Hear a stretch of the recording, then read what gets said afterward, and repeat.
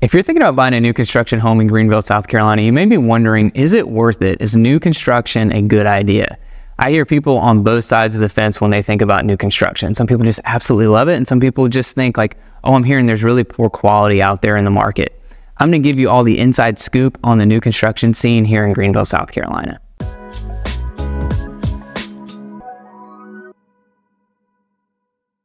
Hi, I'm Whaley, your favorite Greenville realtor.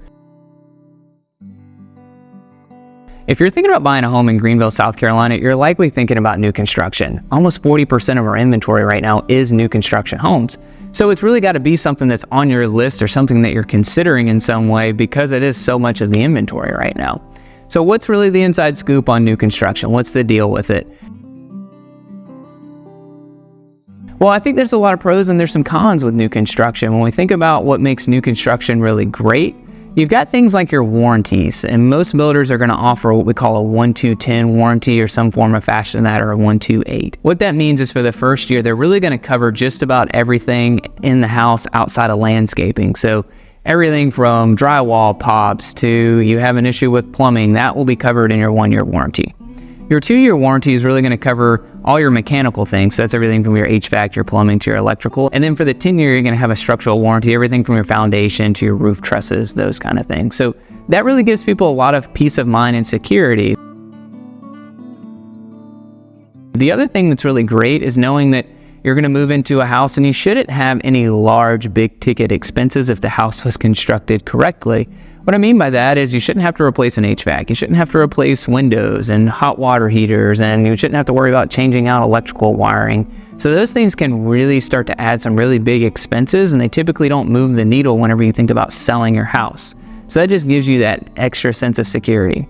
Depending on what kind of new construction you buy, you can pick out all the different flooring options to your countertops, to your cabinets. So you really get to design it in a way that really fits what you want and can be everything that you want in a home. The other thing is you even get to pick the lot that the house is on and how that lays out. So there's a lot of big advantages when we think about purchasing a new construction home. Some other really big advantages that we've seen in the market recently is that new construction builders are offering interest rate buy downs on your mortgage rate. They're offering closing cost assistance, and they're even offering things like appliance packages and blinds and a lot of other things as far as incentives to really help someone purchase a new construction home, just making it more affordable overall. So there's really big advantages when we think about new construction. When we think about some things that make it not as worth it, when we think about new construction homes, some things that can be negatives. If you move to a community that's just freshly constructed, you may be living in construction for a long time. You might have a lot of noise, you might have nails that your tires are gonna hit, you might have some inconveniences. When we think about how new construction is developing in the Greenville area, what's happening is we tend to put our new construction communities kind of spread out from the city center, and then commercial tends to come in behind it. So what that means is you may be further from grocery stores, you may be further from having a lot of the developments that you need as far as parks or whatever it is that really fits your lifestyle.